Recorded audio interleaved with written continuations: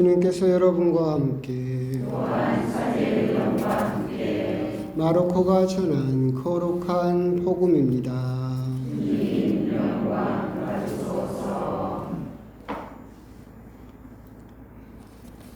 그 무렵 예수님께서 제자들과 많은 군중과 더불어 에리고를 떠나실 때 티메오의 아들 바르티메오라는 눈먼 거지가 길가에 앉아 있다가 나자렛 사람 예수님이라는 소리를 듣고 다윗의 자손 예수님 저에게 자비를 베풀어 주십시오 하고 외치기 시작하였다. 그래서 많은 이가 그에게 잠자코 있으라고 꾸짖었지만 그는 더욱 큰 소리로 다윗의 자손이시여 저에게 자비를 베풀어 주십시오 하고 외쳤다. 예수님께서 걸음을 멈추시고 그를 불러오너라 하셨다. 사람들이 그를 부르며 용기를 내어 일어나게 예수님께서 당신을 부르시네 하고 말하였다. 그는 겉옷을 벗어던지고 벌떡 일어나 예수님께 갔다. 예수님께서 내가 너에게 무엇을 해주기를 바라느냐 하고 물으시자 그 눈머니가 스승님 제가 다시 볼 수 있게 해주십시오 하였다. 예수님께서 그에게 가거라 너의 믿음이 너를 구원하였다 하고 이르시니 그가 곧 다시 보게 되었다. 그리고 그는 예수님을 따라 길을 나섰다. 주님의 말씀입니다.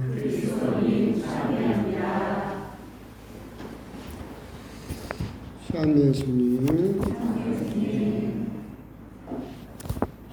한 주간 뭐 특별한 일 있으셨습니까? 네, 그게 좋은 겁니다. 예. 오늘도 뭐 재밌는 일도 없으시고,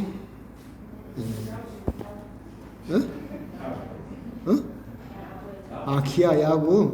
기아가 오늘 이겼다고요? 네. 그래요, 뭐 그런 재미라도 있어야죠. 네. 조금 있다가 또 우승하면 또 더 기쁘고 그러겠습니다. 세상은 참 요지경 속인데 야구라도 이겨야 행복하고 그러겠죠. 뭐 특별한 일 없으니까 복음 이야기 합시다. 오늘 복음은 그냥 어떻게 읽어보면 평범한 예수님의 기적 이야기죠. 장님을 낫게 하셨다라는 그런 이야기로 생각할 수 있지만 이 안에는 사실은 또 많은 긴장감이 숨어 있습니다. 차근차근 들여다보면 첫 번째 긴장감은 뭐냐면 에리고라는 도시입니다. 예수님께서 에리고를 떠나실 때 에리고는 지금도 그렇지만 전 세계에서 가장 깊은 곳에 있는 도시입니다. 해저 258m에가 있어요. 바닷물보다도 거의 300m 밑에 있는 세계에서 가장 낮은 곳에 있는 도시죠. 여기에서부터 이제 예수님께서 출발하셔서 예루살렘으로 올라가시는 길입니다. 바로 다음 11장이 바로 이어지는 장이 예루살렘에 입성하시다. 이 말은 결국 예수님께서 바르티메오를 낫게 해주신 이 기적이 예수님 공생활의 끝, 그리고 예수님의 예루살렘에서 순환이 시작된다라고 하는 그 변화의 단계가 바로 오늘 복음에 있죠.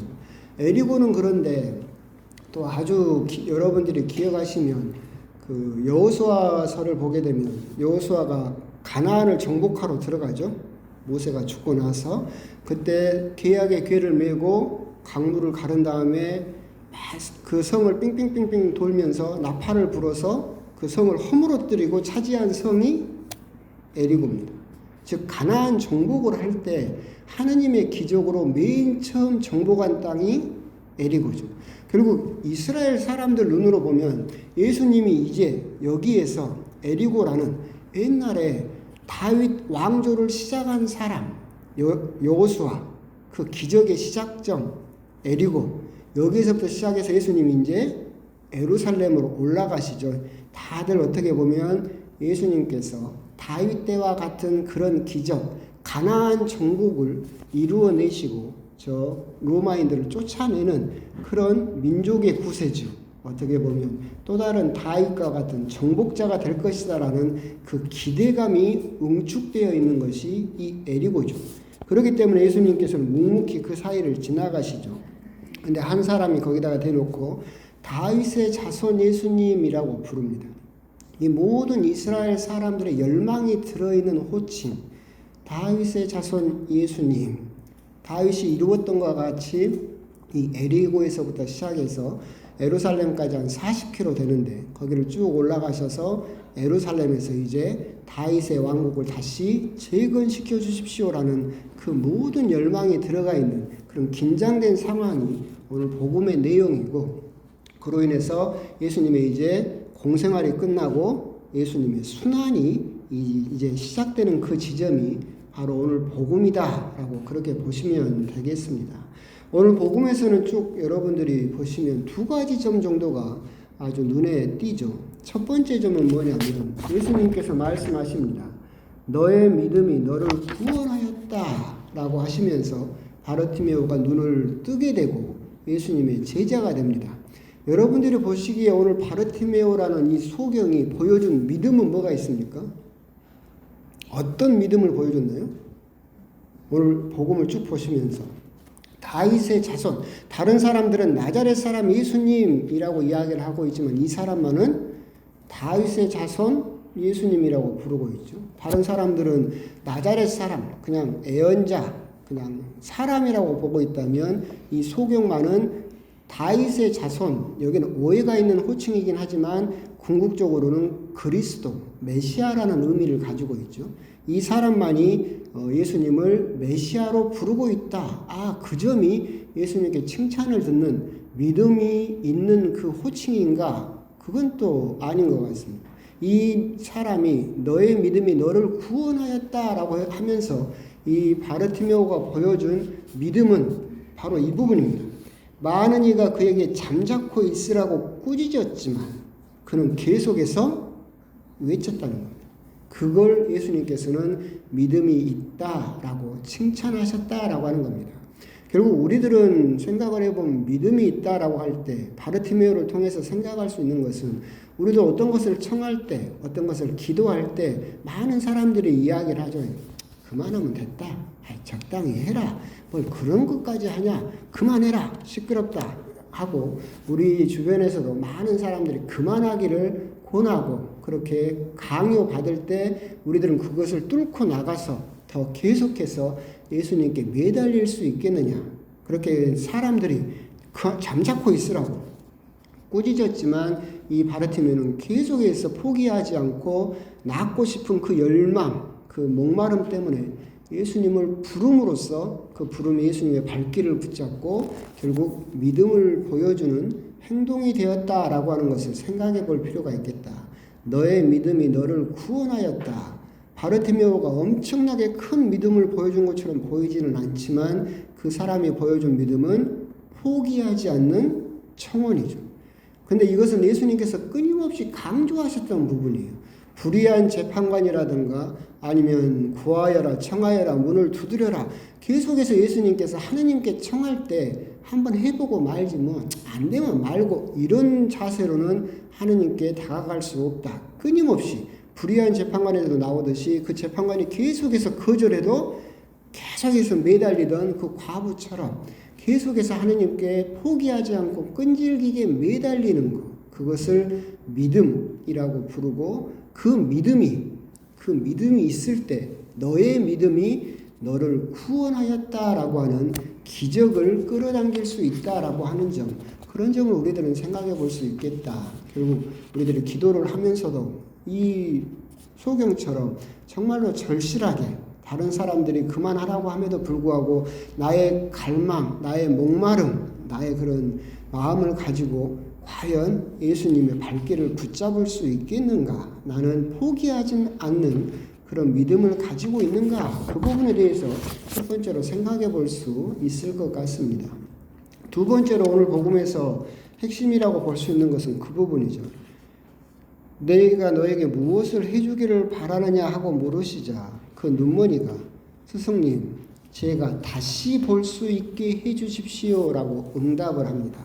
이 말은 결국 이 바르티메오라는 소경은 무슨 말이에요? 옛날에 볼 수 있었던 사람이죠. 근데 그 소중한 것을 잃어버리고 나니까 잃어버린 것이 얼마나 소중했는지를 깨닫는 거죠. 그래서 그렇게 피를 토하는 심정으로 다른 사람이 잠자코 있으라고 했지만 예수님을 붙잡고 청하는 것이 뭐였어요? 다시 볼 수 있게 해주십시오. 이제 소중한 것을 이뤄놓고 나니까 그것이 얼마나 소중했던 것을 깨달았습니다. 다시 그 기회를 저에게 주십시오라고 청하고 있는 그 사람의 마음이죠. 결국은 우리 역시도 소중한 것을 잃고 나서야 그것이 소중한 것을 알게 되는 경우가 너무나 많이 있죠. 옛날에 유행했던 그런 밈이 있었는데 뭐냐면 하느님께서 우리 인간들에게 이해할 수 없는 것, 하느님도 우리 인간을 이해할 수 없는 것 몇 가지가 있는데 첫 번째는 뭐냐면 젊었을 때는 그렇게 돈을 벌려고 건강을 해쳐가면서까지 돈을 벌려고 하다가 나이가 들면 그 번 돈을 다 쓰면서 잃어버린 건강을 다시 되찾아오려고 하는 거, 그거 하느님도 이해를 못하겠다.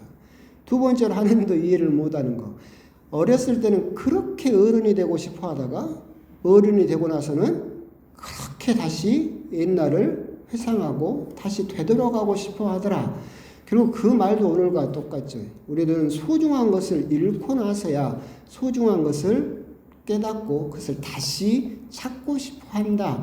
그렇게 따지면 우리들도 지금 우리가 나에게 없는 거, 이것 좀 주세요, 저것 좀 해주세요, 나에게 이것 좀 주세요, 그것보다 여러분들이 이미 가지고 있는 소중한 것에 대해서 한번 곰곰이 생각을 해볼 필요가 있겠다. 지금 건강이 되었든 내 옆에 맨날 볼 때마다 아유 저 왼손 화상 뒷산에 호랑이는 뭐하고 있는가 앉아봐고 하지만 그 사람이 없으면 어떻게 돼요? 얼마나 다시 되찾고 싶겠는가. 나에게 있는 소중한 사람이나 소중한 관계나 소중한 것들을 우리들은 잃고 나서야 후회하면서 다시 나에게 좀 주십시오라고 청하기 이전에 내가 얼마나 소중한 사람들과 소중한 것들을 가지고 있는가, 그 부분에 대해서 다시 한번 생각해 볼 수 있어야 되겠다. 그럴 때 필요한 것이 무엇이냐라고 한다면 다시 볼 수 있게 해 주십시오. 우리들은 눈을 뜨고 있지만 다시 한번 볼 필요가 있겠다. 새로운 눈으로 우리 주변과 우리 주변의 사람들을 들여다볼 수 있어야 되겠다. 오늘 이 소경을 보면서 생각나는 사람이 있어요. 다시 보게 해 주십시오라고 할 때 여러분들이 판관계를 보면 삼손이 나옵니다. 삼손은 정말로 건강했고 천하장사였었죠. 그런데 이 사람이 머리가 깎이고 나서 블레셋인데 필리스테, 지금 말이 바뀌었어요. 필리스테인들한테 맨 처음 당한 행위가 뭐냐면 눈을 뽑힙니다. 그래서 삼손이 눈을 못 보게 되죠. 나중에 방심하면서 머리가 다시 기르게 되고 삼손이 다시 볼 수 있게 해주십시오. 눈이 뽑히고 나서야 삼손도 하느님의 뜻을 깨달을 수 있었고 다시 그것을 회복하고 싶어 했던 것처럼 우리 역시도 오늘 소경에 다시 보게 해주십시오라고 할 때 우리는 항상 필요한 거, 한번 내 남편, 내 부인, 내 자녀, 내 옆에 있는 신자들, 이런 사람들을 맨날 똑같은 눈으로, 똑같은 시선으로 저 사람은 저래 라고 바라보지 말고 다시 눈을 뜨게 해주십시오. 저 사람을 다시 새로운 눈으로 바라볼 수 있게 해주십시오. 그것을 우리들은 한번 곰곰이 묵상해 보실 필요가 있겠다라고 하는 겁니다. 오늘 복음은 사실은 평범한 예수님의 기적 이야기인 것처럼 보이지만 사실은 커다란 국면이 넘어가고 있는 상황이고 에리고라는 그 역사적인 그리고 상징적인 그 장소에서 일어나고 있는 긴장 상황에서 굉장히 일어나고 있던 일이었고 이 부분을 묵상하시면서 두 가지, 너의 믿음이 너를 구원하였다. 나는 과연 예수님의 발길을 붙잡을 수 있을 만큼 그렇게 간절함, 포기하지 않는 믿음을 가지고 있는가? 두 번째, 제가 다시 볼 수 있게 해주십시오. 내가 너무 고정된 시선으로 사람만을 보고 너무 굳어버린 시선으로 너무 많은 것을 내 마음대로 판단해버리고 있는 것은 아닌가? 나 역시도 하나님 다시 보게 해주십시오. 저 사람을, 저 누군가를 다시 바라볼 수 있게 해주십시오라고 하는 은총을 청할 필요가 있겠다. 그 두 부분을 오늘 복음을 묵상하시면서 곰곰이 또 생각을 해보셨으면 좋겠습니다. 아멘.